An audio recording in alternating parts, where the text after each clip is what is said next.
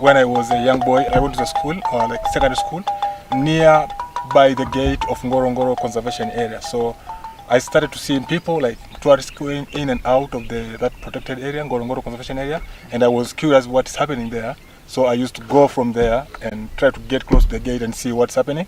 So I started learning about wildlife and get more influence. Like I want to keep doing this, find out what is happening, and that was the starting of me engaging myself in my long vision focus.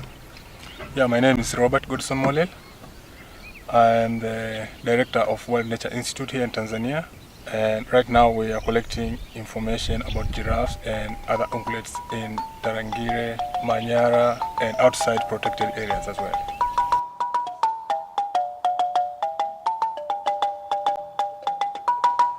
Ungulates are mammals with hooves. Examples: buffalo, zebras, wildebeests, impalas, dik-diks and small ones, and giraffe, the largest of the ungulates. So the ecosystem is really defined by these long-distance migrants, the wildebeest and the zebras. They go the farthest between the wet and the dry season. So they disperse the farthest outside of Tarangire National Park to the Simanjiro Plains and to the northern plains up towards Lake Natron.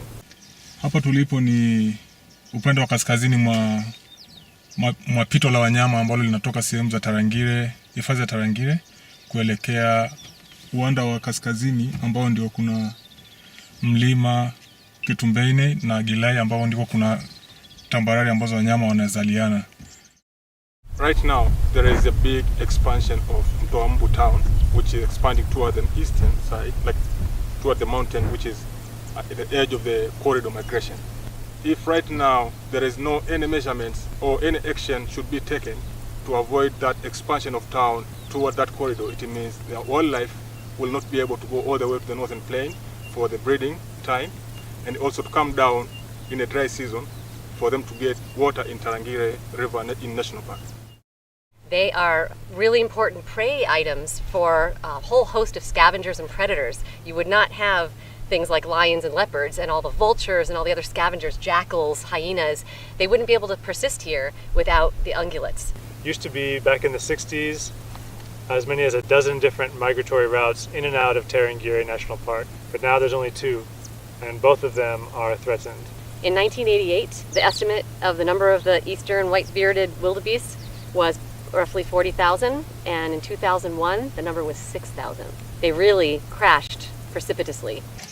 Tunachukua umbali kutoka mahali tulipo ili kuweza kujua kwamba wanaogopa magari, labda kuna kitu, labda uwindaji haramu unafanyika katika maeneo haya, na ndio maana wanaogopa kuwa karibu na magari, au wanapokuwa karibu na magari inaonyesha kwamba wanyama wako salama zaidi.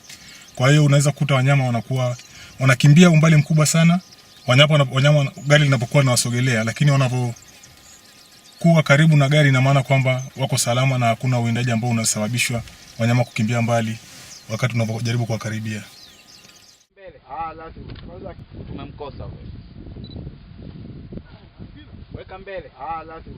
Because one of the biggest problems is poaching. It's rampant right around Mtuambu. That's right in that corridor, and there's terrible poaching of wildlife there. As Robert has discovered by talking with local people, many people there are only buying wild game meat, poached game meat, because it's really cheap and easy for them to get, cheaper than buying beef or goat.